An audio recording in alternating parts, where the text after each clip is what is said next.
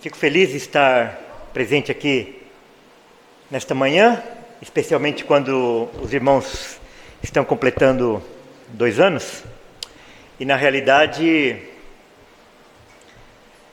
eu fico assim um pouco constrangido, porque primeiro que eu deveria ter vindo aqui antes, né? A gente já tinha combinado algumas vezes, mas nós vivemos 2 anos atípicos, 2020 e 2021, e na realidade era para a gente ter participado muito mais aqui dessa plantação, né, pastor?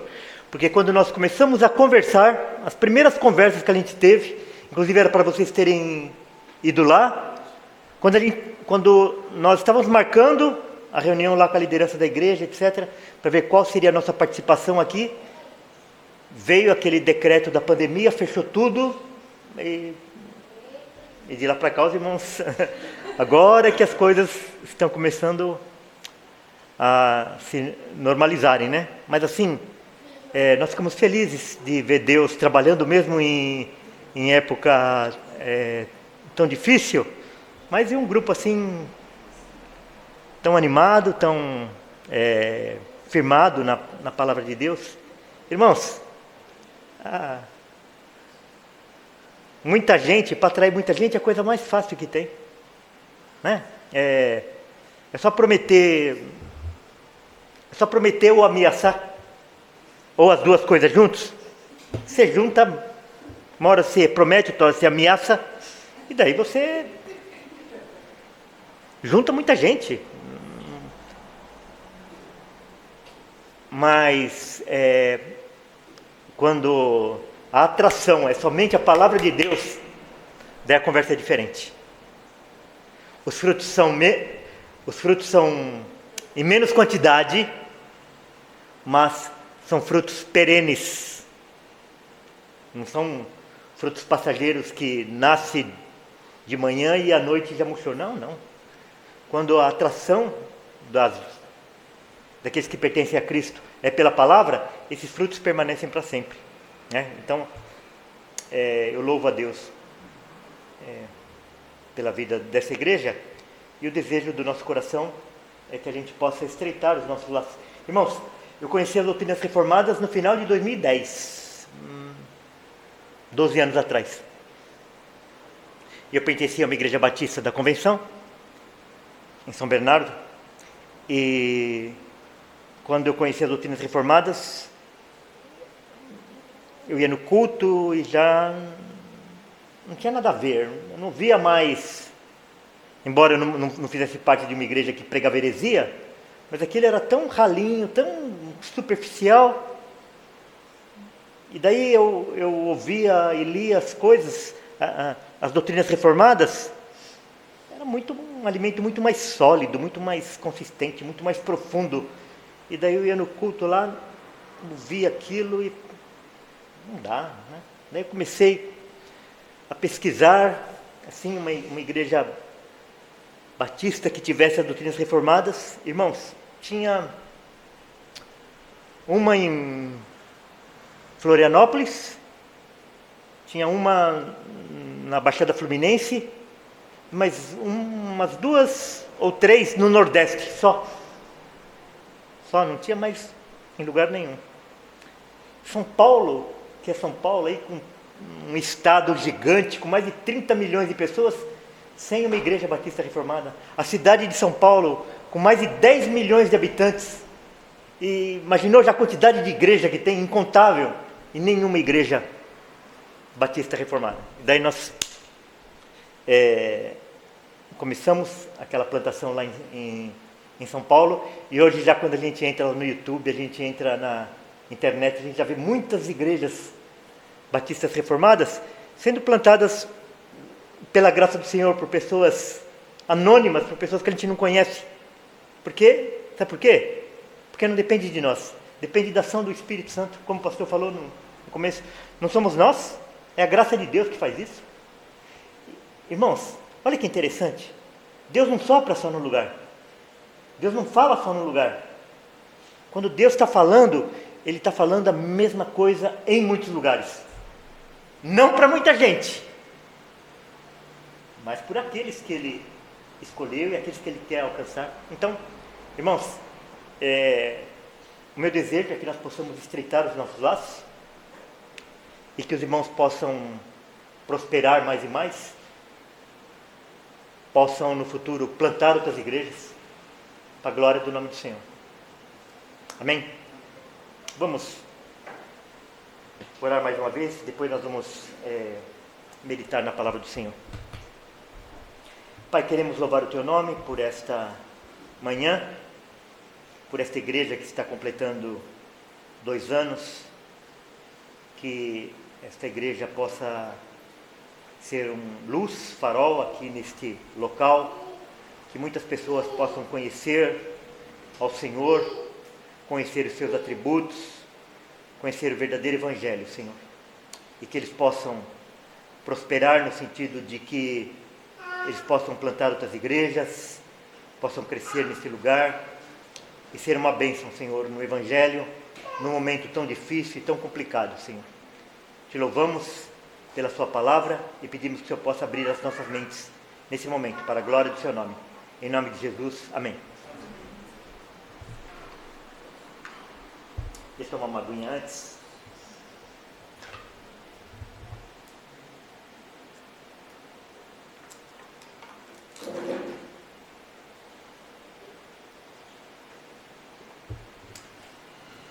Deixaram o Senhor. Juízes 2, de 6 a 14. Se os irmãos quiserem abrir suas Bíblias, podem acompanhar nossa Bíblia. Se não, eu vou projetar o texto aqui na frente, então os irmãos também podem acompanhar a leitura aí que está sendo projetada.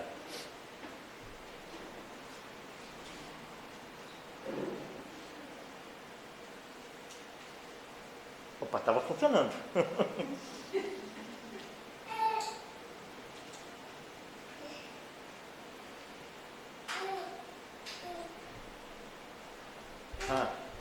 Aí está funcionando, aqui que não está.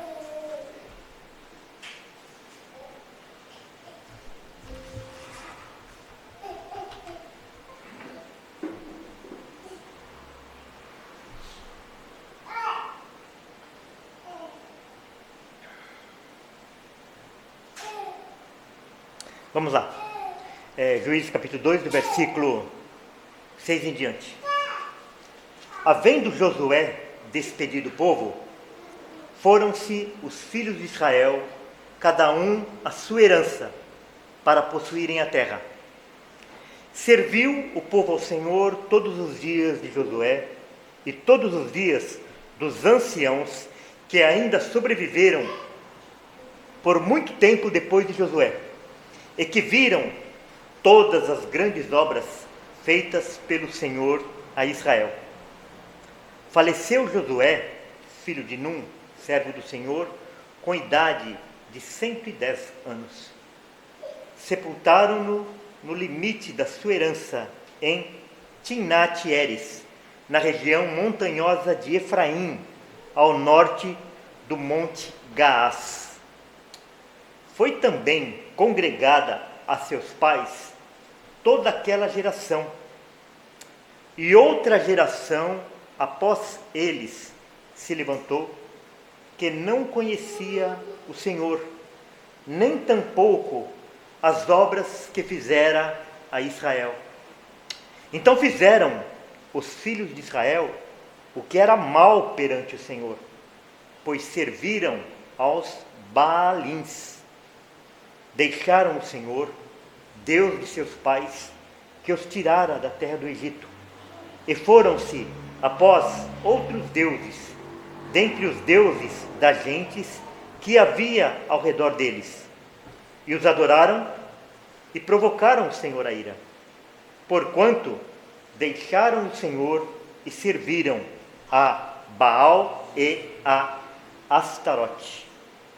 Pelo que a ira do Senhor se acendeu contra Israel e os deu nas mãos dos espoliadores, que os pilharam e os entregou na mão de seus inimigos ao redor, e não mais puderam resistir a eles. Bom, irmãos, aqui nós temos uma passagem assim, muito triste, depois de um episódio de muitas vitórias. O povo havia passado aproximadamente 400 anos no Egito como escravos, não todo esse período como escravos, mas na segunda parte, na primeira parte, ainda quando Josué estava vivo e toda a sua família, mas depois eles começaram a se multiplicar no Egito e eles foram escravizados por causa disso. Daí o Senhor chamou a Moisés e através da instrumentalidade de Moisés, o Senhor tirou o seu povo do Egito e para o levar à terra prometida. Mas, enquanto eles estavam no deserto, por causa da incredulidade deles, por causa da murmuração, Deus não permitiu que aqueles que saíram do Egito entrassem na terra prometida, a não ser os mais novos. Por isso eles ficaram 40 anos peregrinando pelo deserto, até que toda aquela geração morresse, inclusive Moisés. Somente depois da morte de todos aqueles que murmuraram, daqueles que tiveram incredulidade, é que o Senhor levantou Josué, e através da liderança de Josué, o povo conquistou a terra prometida. Então isso daqui que é o contexto desta passagem aqui. E aqui está falando a respeito do que aconteceu no final da vida de Josué e o que aconteceu na geração seguinte, a geração que não conheceu a Josué. Então, aqui no versículo 6, havendo Josué despedido o povo, foram-se os filhos de Israel, cada um a sua herança, para possuírem a terra. Então teve uma grande reunião, onde Josué passou muitas instruções, e depois ele falou assim: olha, vai cada um para sua casa, vai cada um para sua terra. Então ele despediu o povo e mandou cada um a sua herança para possuírem a sua terra. E aí no versículo 7, serviu o povo ao Senhor todos os dias de Josué. Então enquanto Josué estava vivo, o povo seguiu as instruções do Senhor, que foi dada através de Josué e também tinha sido dada através de Moisés. E também todos os dias dos anciãos que ainda sobreviveram por muito tempo depois de Josué. Então, enquanto Josué estava vivo, o povo permaneceu firme, e também durante a vida daqueles anciãos, daqueles homens mais maduros, que haviam liderado junto com Josué. Então, Josué faleceu, mas ainda muitos anciãos ainda estavam vivos, e eles continuaram a instruir o povo e levar o povo a obedecer a palavra de Deus. Sobreviveram por muito tempo depois de Josué e que viram todas as grandes obras feitas pelo Senhor a Israel.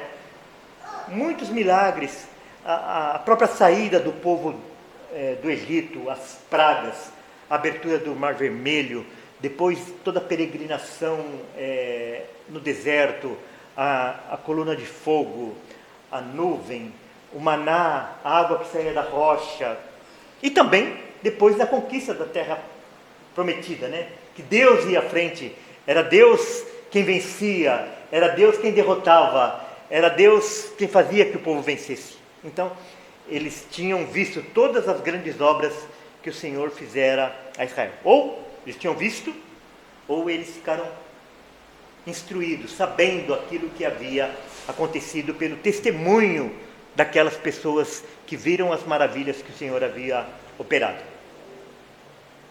Faleceu Josué, filho de Num, servo do Senhor, com idade de 110 anos. Sepultaram no limite da sua herança, em Timnat-Heres, na região montanhosa de Efraim, ao norte do Monte Gás. Irmãos, às vezes a gente pergunta assim, por que a Bíblia dá esses detalhes que aparentemente... Para que a Bíblia vai falar isso? Onde ele foi sepultado, qual é o nome da cidade, etc. A Bíblia não é um livro bibliográfico. Tem muita coisa que não está nas Escrituras, né? Muitos detalhes não estão nas Escrituras. Por exemplo, a gente pega a vida de Jesus. Qual a menção que tem a respeito do falecimento do pai de Jesus? Nenhum. Ele desaparece simplesmente da história. Se fosse um livro bibliográfico, teria todos esses detalhes, mas não tem. Mas, de repente, aparecem uns detalhes assim que eles parecem irrelevantes, como esse daqui.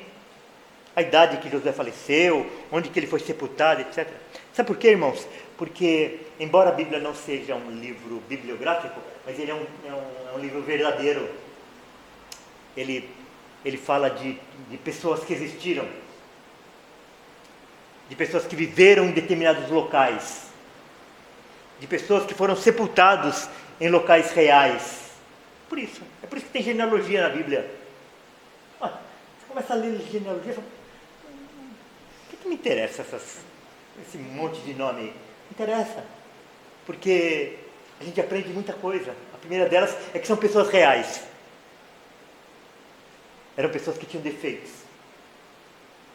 Eram pessoas que nasceram, viveram e morreram. Algumas com quase 1000 anos. Nasceram, viveram e morreram. E isso serve de alerta para nós. E Josué faleceu então com 110 anos. Moisés faleceu com 120 e Josué com 110. Foi também congregada a seus pais toda aquela geração. E outra geração após eles se levantou, que não conhecia o Senhor, nem tampouco as obras que fizera Israel. Olha que coisa triste. A geração seguinte já não conhecia o Senhor. Josué é um homem de Deus.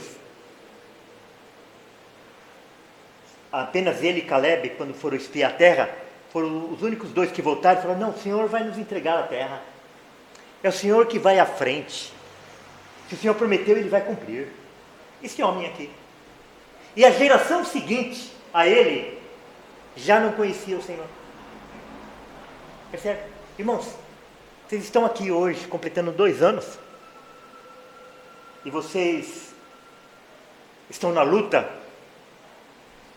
e no trabalho de resgatar o verdadeiro Evangelho, não é isso? Talvez muitos de vocês vieram para cá justamente por causa disso, cansado de tudo que está acontecendo aí na igreja evangélica, não é isso? Eu não aguento mais.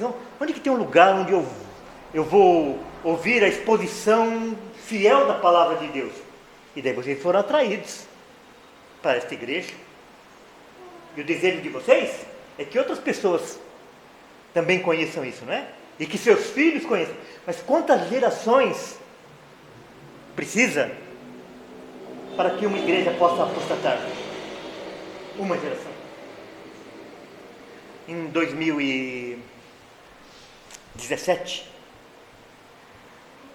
quando teve os 500 anos da Reforma Protestante, eu e minha esposa, nós tivemos a oportunidade de fazer aquela viagem, os caminhos da Reforma. E nós fomos em muitos lugares da Europa, que os locais onde foi o berço da Reforma Protestante. Então nós fomos lá na igreja dos Valdenses, nós fomos na igreja de Zwinglio, de Lutero, de Calvino e de muitos outros reformadores. Irmãos, é de chorar o que aconteceu com aquelas igrejas. Então você entra naquelas igrejas, a maioria delas são lideradas por mulheres, muitos cartazes e bandeiras em defesa do movimento gay, GBLT, não sei o que lá, tá. Aquelas igrejas que foram o berço da Reforma Protestante. Terrível, de chorar. Então, você entra lá na igreja de Zwinglio e parece uma igreja. É lógico que a arquitetura está lá, os bancos estão lá, o púlpito está lá, a história está lá, mas o Evangelho já se foi há muito tempo. A palavra de Deus já saiu de lá há muito tempo. É de duvidar? Não. Nós estamos vendo aqui com Josué, um homem de Deus, a geração seguinte e outra geração após ele se levantou, que não conhecia o Senhor, nem tampouco as obras que fizeram Israel. O que aconteceu? Eles falharam em alguma coisa. Eles falharam em alguma coisa. O texto não traz detalhes, mas eles falharam na transmissão da palavra de Deus à geração seguinte. Eles tinham aquela geração que conviveu com Josué e os anciãos, mas eles erraram, não testemunhando aquelas coisas aos seus filhos, à geração seguinte. Então, consequência disso. Então fizeram os filhos de Israel o que era mal perante o Senhor, pois serviram aos Baalins. Então quer dizer, eles deixam de servir a Deus e começam a servir aos Baalins. Irmãos, ninguém fica sem servir alguma coisa. Ninguém fica. Eu não quero mais saber desse negócio de evangelho, não quero saber mais dessa igreja aqui. Eu quero liberdade. Que liberdade? Veja seus amigos do trabalho, da escola. Quantos e quantos eles não trabalham a semana inteira só para poder, a partir da sexta-feira, se embebedar, se prostituir. Quer dizer, a pessoa se mata durante a semana inteira para ter dinheiro, para ter recurso, para no final de semana se embriagar, se drogar. E chega na segunda-feira, vê o resultado na vida deles. A médio prazo, vê o resultado na vida deles. Não só na vida deles, mas da família, na saúde, na parte financeira. Deixaram o Senhor, Deus de seus pais, que os tirara da terra do Egito, e foram-se após outros deuses, dentre os deuses das gentes que havia ao redor deles, e os adoraram e provocaram o Senhor a ira. Irmãos, o Senhor, muitas vezes a gente pensa assim, como que o Senhor dá a terra para o seu povo, mas quando aquele povo chega para tomar posse, já tem cidade construída, já tem casa construída, já tem muralha construída, já tem plantação, já tem animais, e o Senhor tira aquelas gentes de lá e dá para o seu povo, cidades construídas já. Não é injusto isso? Não, tudo pertence ao Senhor. O Senhor assim quis fazer. E qual a razão que ele fez isso? Porque aquele povo, aqueles povos, aquelas nações que habitavam a terra de Canaã, eram povos idólatras. E tem um texto que diz que quando eles atingiram o limite da perversidade, quando eles encheram o copo da perversidade, Deus os expulsou daquela terra e colocou o seu povo. Só que daí vem o seu povo e faz o quê?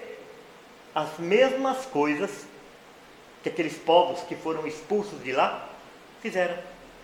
Chega a afirmar que eles fizeram algumas coisas que nem aqueles povos fizeram. É por isso, irmãos, que quando a gente lê a história do que aconteceu nas 3 investidas de Nabucodonosor para Jerusalém, é de assustar. E quando eles tomaram posse da terra, o Senhor falou assim, eu sei o que vocês vão fazer aí. Eu sei o que vocês vão fazer aí. E porque eu sei que vocês vão fazer aí, vocês vão ser levados cativos de novo. Então, eles nem tinham entrado ainda na terra de Canaã, o Senhor falou que já ia mandar eles para a Babilônia, porque já sabia o que eles iam fazer. Então, quando deixaram o Senhor Deus de seus pais, que os tirara da terra do Egito, e foram-se após outros deuses, dentre os deuses das gentes que havia ao redor deles, e os adoraram e provocaram o Senhor a ira, porquanto deixaram o Senhor e serviram a Baal e a Astarote, que eram deuses daqueles povos que haviam sido expulsos lá. Alguns nem expulsos foram, porque eles resistiram à palavra de Deus. Quando Nabucodonosor invadiu Jerusalém, eles tinham uma tática, né, de cerco. Eles cercavam a cidade, cercaram Jerusalém, não deixavam ninguém sair, ninguém entrar. Então não entrava alimento, não saía alimento, nada. E começou a faltar alimento lá dentro. Começou a faltar alimento. Ao ponto deles venderem esterco de pombo para que as pessoas pudessem se alimentar. Cabeça de jumento era vendida para as pessoas se alimentarem. Tem um trecho lá em Reis que conta que 2 mães tinham 2 bebês recém-nascidos e a fome era tanta que elas combinaram uma coisa. Olha, vamos fazer o seguinte, vamos comer o meu filho hoje e depois, quando nós terminarmos de comer o meu filho, a gente come o seu. E a primeira mãe, não sei se elas fizeram sorteio, o que fizeram, mas mataram o filho daquela primeira mãe. E depois que acabaram de comer aquele bebê, era a vez da outra. E o que a outra fez? Ela escondeu o seu filho. E eles foram reclamar ao rei aquilo que tinha acontecido. Quando o rei ficou sabendo daquilo lá, ele rasgou as suas vestes, se vestiu de trapo e jogou cinza na cabeça. De tal era a situação. Tudo em consequência disso que havia acontecido, deles terem abandonado o Senhor. Serviram a outros deuses. Pelo que a ira do Senhor se acendeu contra Israel e os deu nas mãos dos espoliadores. Quer dizer, as pessoas invadiam lá e levavam tudo que eles tinham. Vocês conhecem a história de Caleb, né? Ele tinha que esconder o trigo dos filisteus para que os filisteus não roubassem o trigo. Entregou nas mãos, e os deu na mão dos espoliadores, que os pilharam, e os entregou na mão dos seus inimigos ao redor, e não mais puderam resistir a eles. Eles não quiseram servir ao Senhor, e foram obrigados a servir aos seus inimigos. Texto bem rápido, mas esse texto nos traz algumas reflexões muito importantes para nós. Para nós como igreja e para nós como pais, como avós, como tios, como professores, como pastores, como líderes, para todos nós. Primeira, o desconhecimento do Senhor gera escravidão. Então a pessoa não conhece a Deus e ele pensa que pelo fato dele não servir a Deus, dele não fazer parte de uma congregação, dele não fazer parte de uma igreja, ele é livre. Ninguém é livre. Ou você é escravo do Senhor, ou você é escravo de Satanás. E essa escravidão a Satanás, ela se revela de muitas formas. A pessoa, ele é escravo dele mesmo, ele é escravo da sua aparência, ele é escravo dos seus desejos, das suas paixões, da internet, do sexo, da droga, da bebida, do trabalho, N. Irmãos, quantas pessoas você conhece que ele é tão escravo de si próprio que ele tem uma vida super corrida, mas ele acorda 2 horas antes ou vai dormir 2 horas mais tarde, porque ele vai na academia todo dia, faça chuva, faça sol. Ele sacrifica a sua própria saúde para, durante um determinado tempo, ter uma aparência de saudável.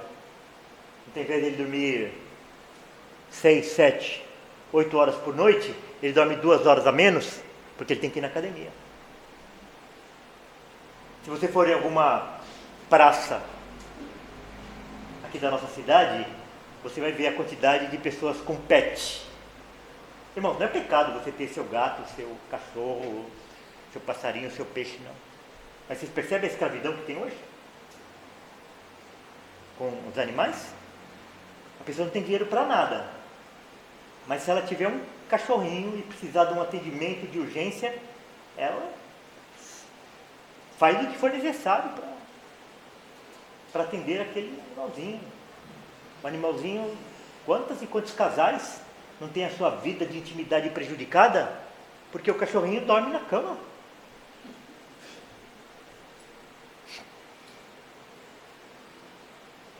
Ou então, videogame.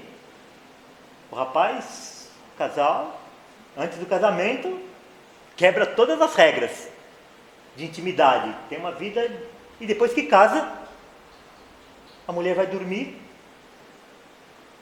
e o machão lá vai ficar até altas horas da madrugada no videogame.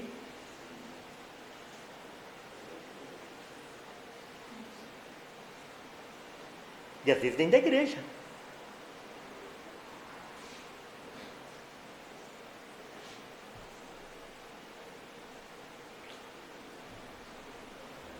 Irmãos, é pecado jogar videogame? Não é. É pecado ter o cachorrinho? Não é.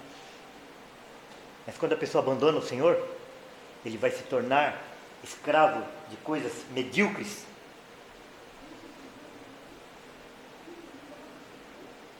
De coisas que até falar escandaliza.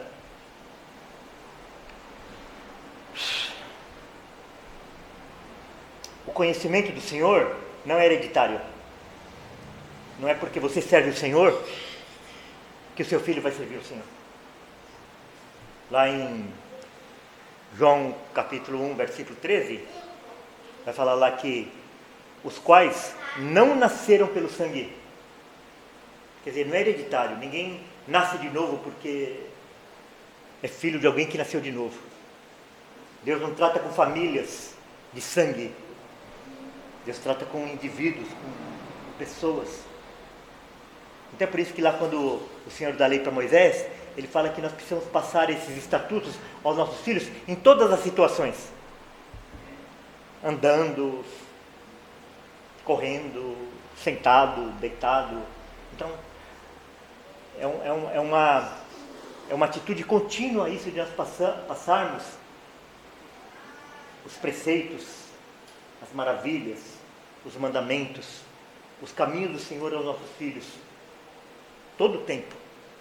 Às vezes você está assistindo um filme com a criança e sempre nos filmes tem alguma coisa em que você pode... Olha, você observou isso? Você observou aquilo? Fazer conexões com o Evangelho. Mas para que isso possa acontecer, nós precisamos estar encharcados da Palavra de Deus.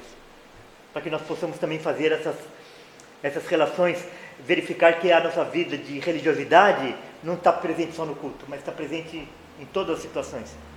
No jogo de futebol, quando um adversário ele é desonesto, assim, olha filho, você percebe como que o pecado está entranhado em nós, que a pessoa ele não consegue ser honesta. Fazer essas conexões, no trânsito, na hora do almoço, na hora da diversão. Então, o seu filho, ele não vai absorver essas coisas apenas observando a sua vida. Irmãos, tem uma frase que circula no meio evangélico assim, né?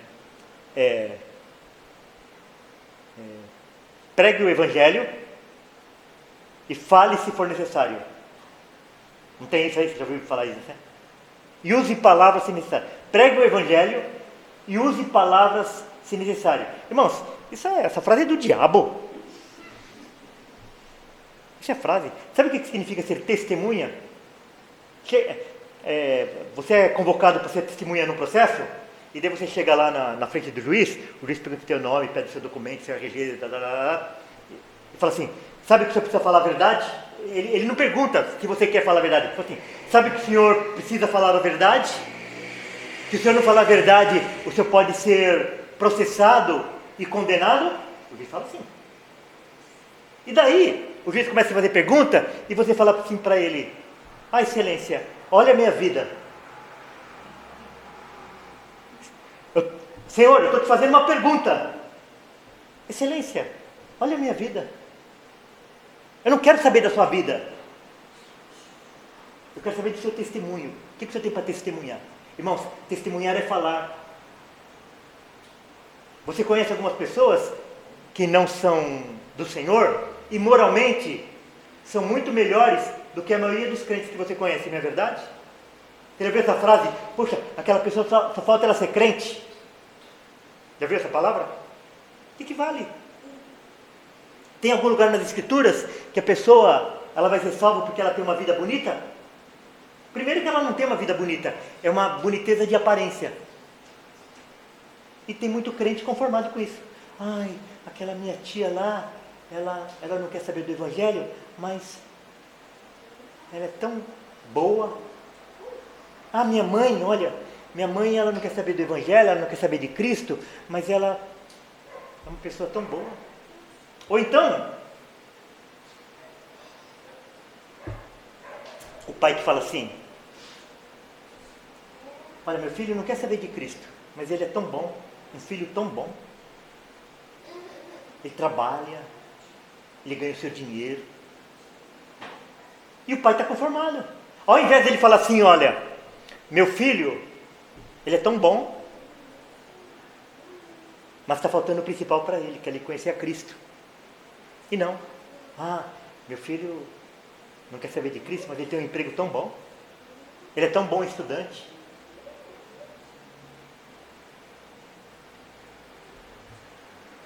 Nós não podemos cair nessa armadilha, irmãos.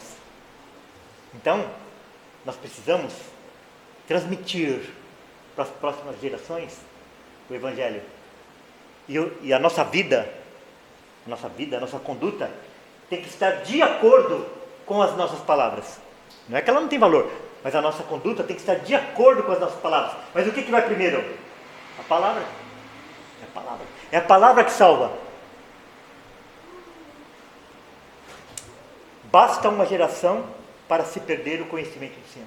Então você pode ser piedoso, você pode conhecer o Evangelho, e essa igreja é a mesma coisa.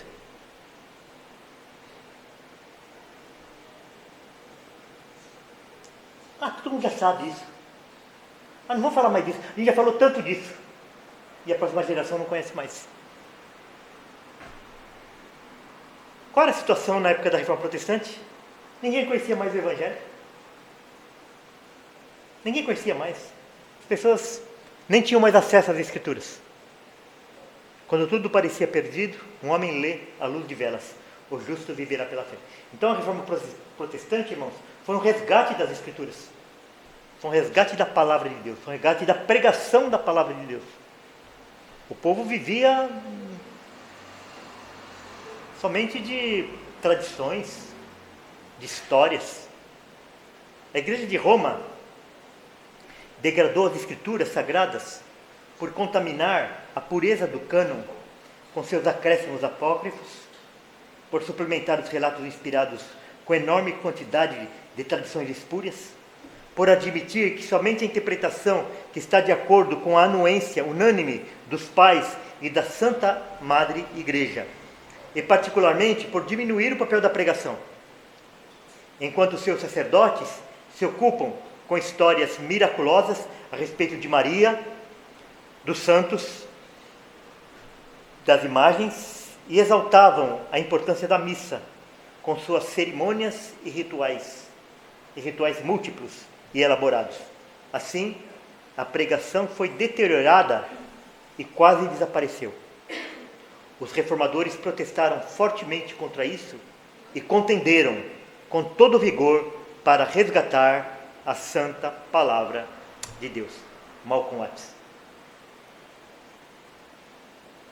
Então, assim como havia acontecido na época de Josué, acontecia a mesma coisa na época da Reforma Protestante. Eles haviam perdido as Escrituras. Embora tivesse a sua presença até fisicamente, não em grande quantidade e não na língua do povo, mas ainda existia. Mas o povo não conhecia mais. Então, através dos pré-reformadores e dos reformadores, Deus levantou esses homens para que a sua palavra fosse resgatada. E nós somos herança disso, resultado da vida desses homens, que nós louvamos a Deus pela vida deles. prevalecia na igreja medieval a crença que Deus não negaria sua graça a quem fizesse o seu melhor. É o que as pessoas pensavam. Você acha? Aquela pessoa lá é tão boa, ela dá esmola, ela não rouba, ela não faz isso, não faz aquilo. Você acha que Deus vai condenar aquela pessoa? Irmãos, nós somos tentados a pensar isso. Nós que conhecemos as Escrituras. Não é verdade? Você conhece alguma pessoa, algum parente seu e tal, e você fala, não, olha, Deus, você acha que Deus vai levar aquela pessoa lá para o inferno? Ela não faz mal para ninguém.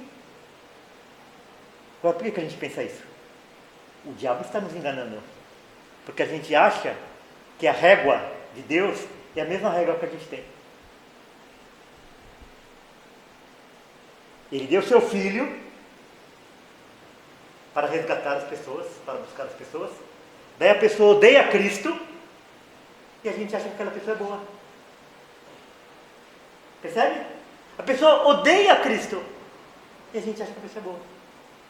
Essa semana eu tenho um rapaz aí que está no meu WhatsApp, já se meu amigo, e ele vive falando mal desses desigrejados, sabe? E ele vive falando mal da igreja. E eu tenho paciência. Algumas vezes a minha mulher fala assim, ela fala assim, amor, tem algumas pessoas que você não tem a mínima paciência. E tem algumas pessoas que têm paciência demais. Você acha que eu não tenho paciência demais com esse teu amigo aí? Daí eu falei para ele assim, a pessoa, ela vive a vida inteira fugindo de Cristo e fugindo dos irmãos. O que leva essa pessoa a pensar que ela vai passar a eternidade inteira com Cristo e com os irmãos? Tem cabimento isso?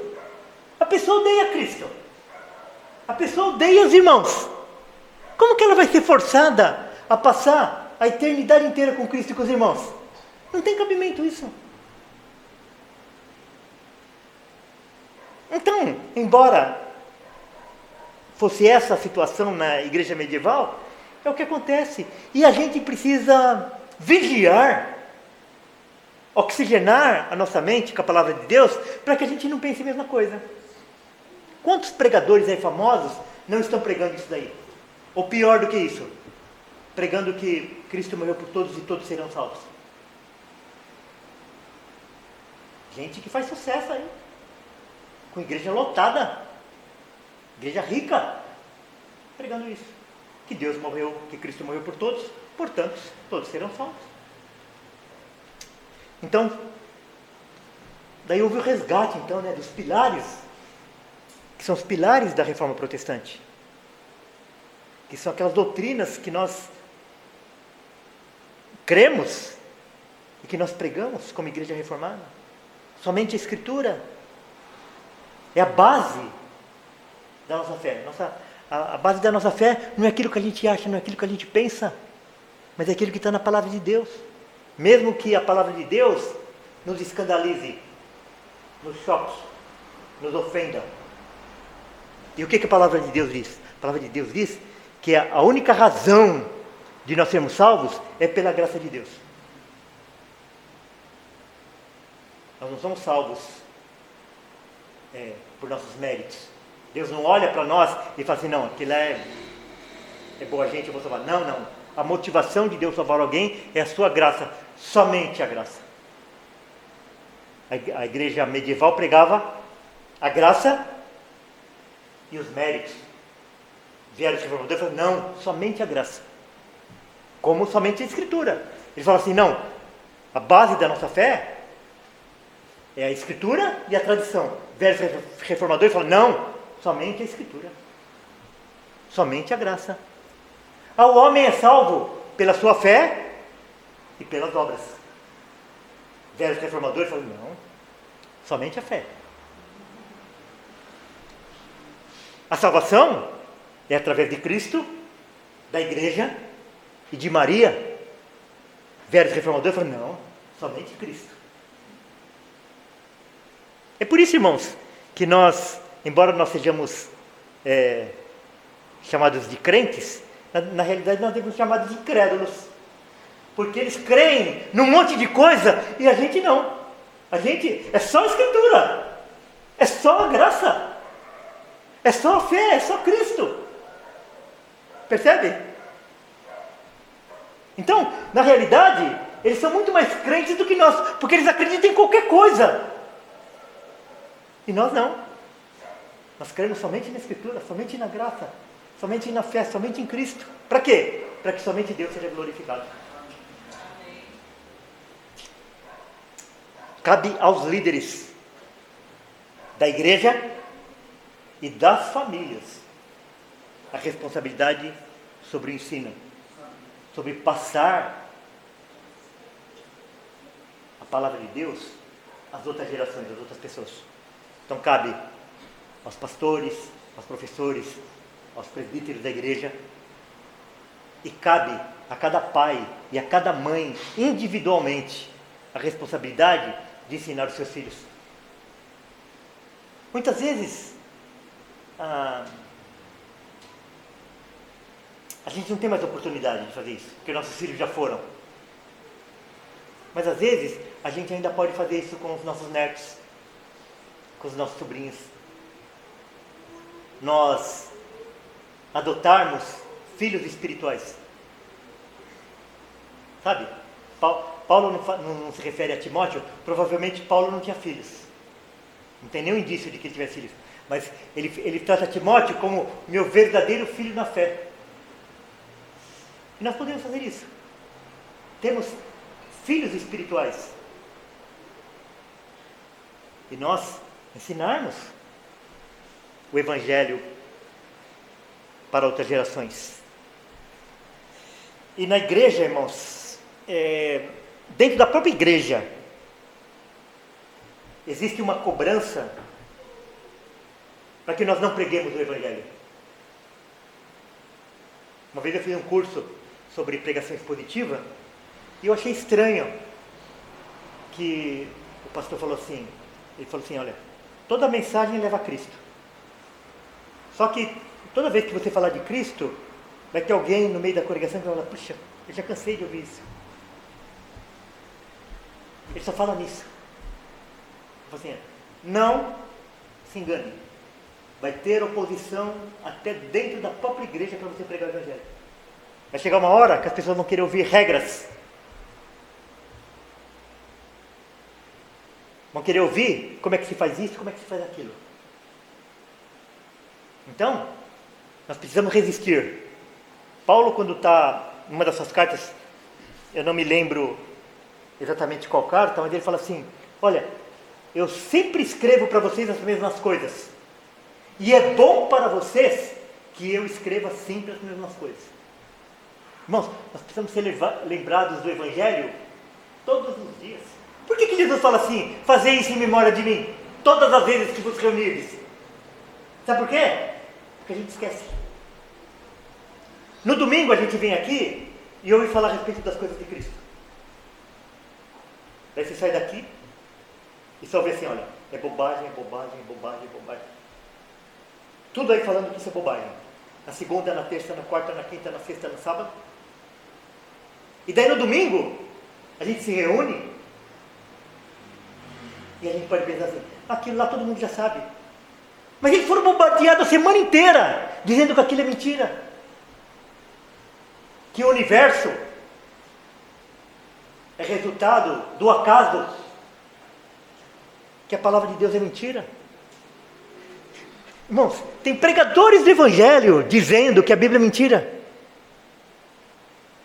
Quando nós falamos a respeito da eleição, por exemplo, para evangélicos, eles falam, isso é mentira. Isso não existe. Não, mas Jesus falou. Ah, não, mas...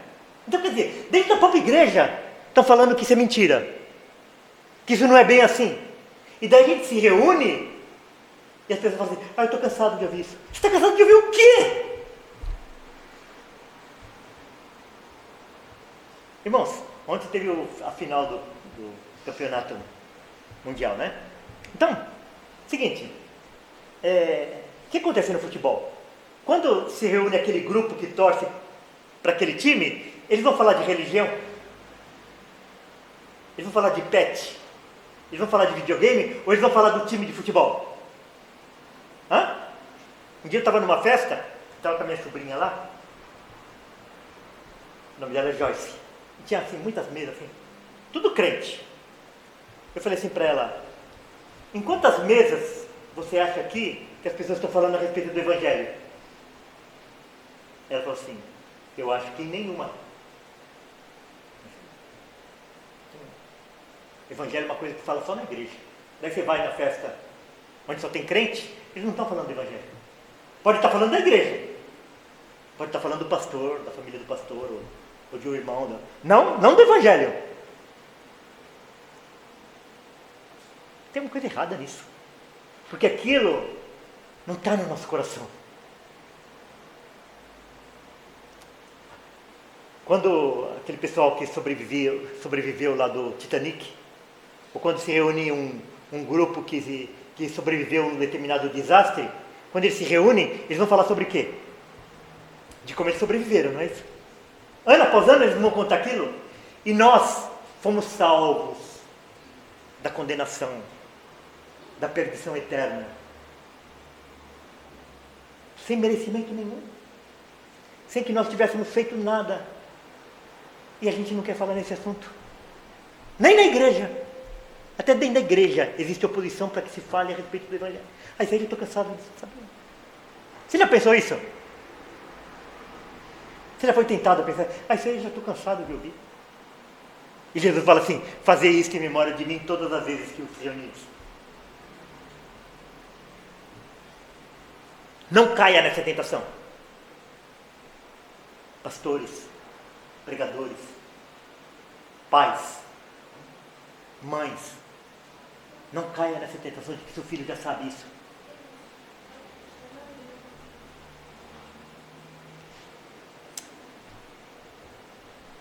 Deuteronômio 6, 6 e 7. Estas palavras que eu lhe te ordeno estarão no teu coração. Irmãos, está presente, está vendo? Está lá dentro.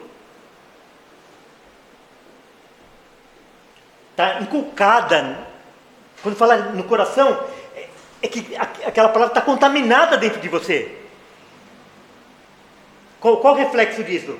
Tu as inculcarás a teus filhos. Sabe o que significa se inculcarás? É quase que como você abrisse a cabeça dele e enfiasse aquilo lá dentro.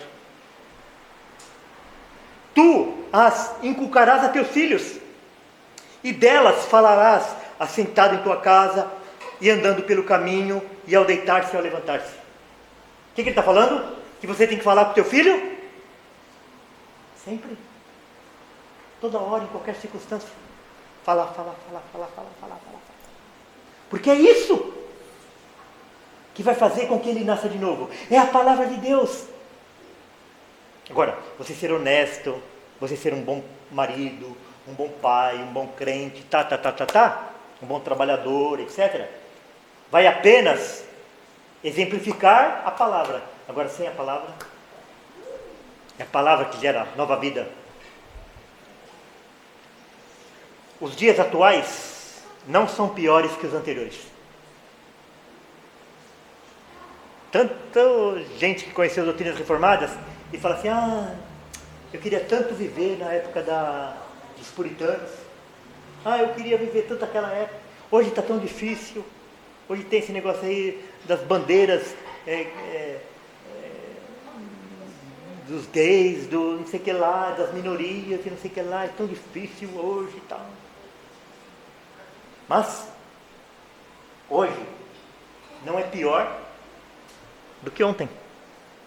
Hoje, a época não é pior do que foi na época dos puritanos. Hoje não é pior do que foi há 30 anos atrás, há 50 anos atrás, há 60 anos atrás. Não é. Parece que é, mas não é. Olha o que diz a palavra de Deus.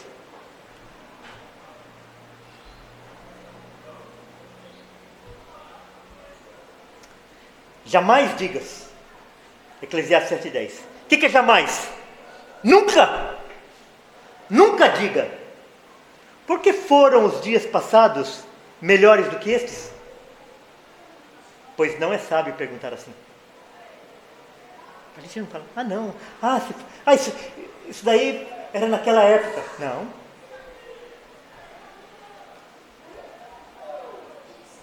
Nós fomos chamados para servir a esta geração.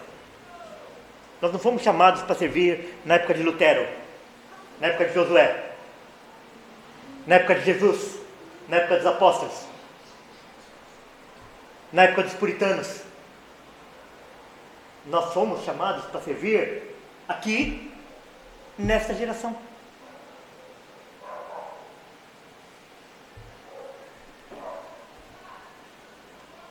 Atos 13, 36, olha.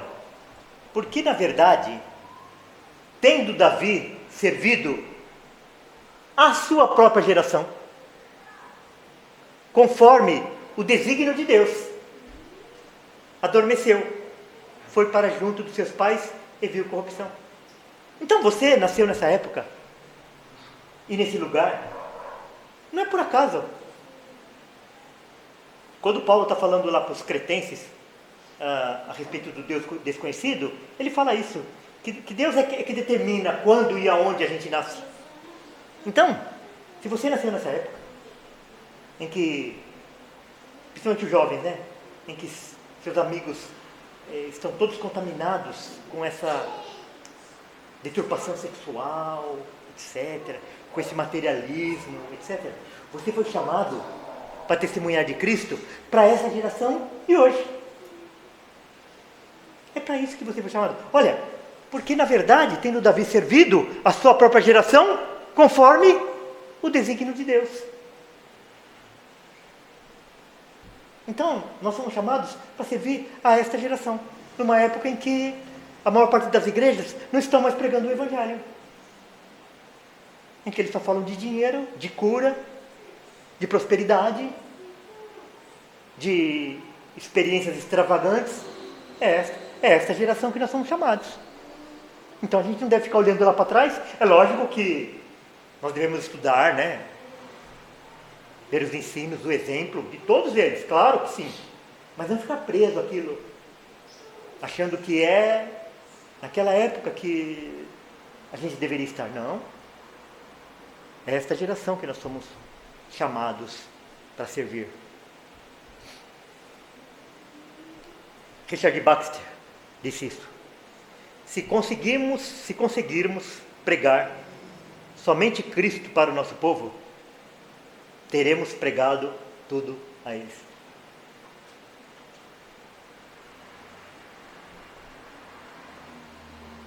Um desafio, né, pastores? Né, líderes? Né, pais? Né, mães?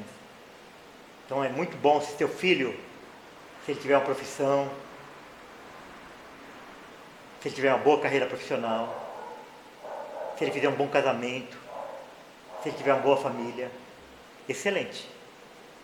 Porém, se você conseguir pregar somente Cristo para ele, você terá pregado tudo a ele. Isso é que vai fazer a diferença na vida eterna.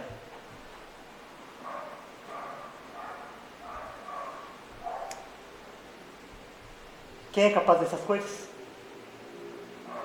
Quem é capaz dessas coisas? Ninguém. Nós não somos suficientes para isso.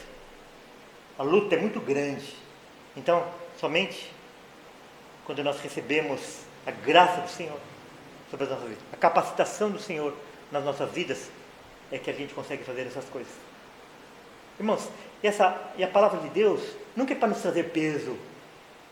Então, quando a gente fala a respeito dessas coisas, principalmente as pessoas mais idosas, elas começam muitas vezes a pensar, puxa, eu errei nisso, errei naquilo, errei naquele outro. Mas nunca é tempo da gente fazer alguma coisa. E lógico que isso não nos deve levar ao remorso, mas deve nos levar ao arrependimento diante de Deus. Ó Senhor, me perdoa, eu errei nisso, naquilo, naquele outro. E o Senhor, Ele olha, é para o coração arrependido, né? Então isso pode nos levar ao arrependimento. E nós chegamos diante do Senhor, Senhor, eu errei, eu deveria ter tratado, criado meus filhos assim, eu errei, me perdoa. Mas, às vezes você pode orar para que Deus te dê novas oportunidades, com teus netos, com teus sobrinhos, com vizinhos, com crianças que você pode adotar espiritualmente. Dá trabalho, porque muitas vezes você precisa de um tempo durante a semana para estudar com a criança, você precisa pegar ela em casa, trazer para a igreja e depois levar. Dá trabalho. Mas, o que diz a palavra? Que quando nós fazemos para Deus, nós seremos recompensados. E a nossa fé, ela só tem valor quando ela é traduzida em obras. Porque a fé sem obras, ela é morta. Não é verdade? Então nós não temos capacidade. Nós precisamos orar ao Senhor para que Ele nos capacite para todas essas coisas. Que o Senhor possa derramar sobre nós a sua graça. Amém? Vamos orar. Pai, queremos louvar o Teu nome pela Sua palavra, que nos desafia a tantas coisas, Senhor. Que nós, como igreja, que essa igreja aqui em São Vicente, que cada família possa ser desafiada, Senhor, para levar o Evangelho para outras gerações, para que eles não possam ser escravizados pelos pecados, pelos ídolos, que tanto nos apavora, Senhor, para a glória do Seu nome. Em nome de Jesus, amém.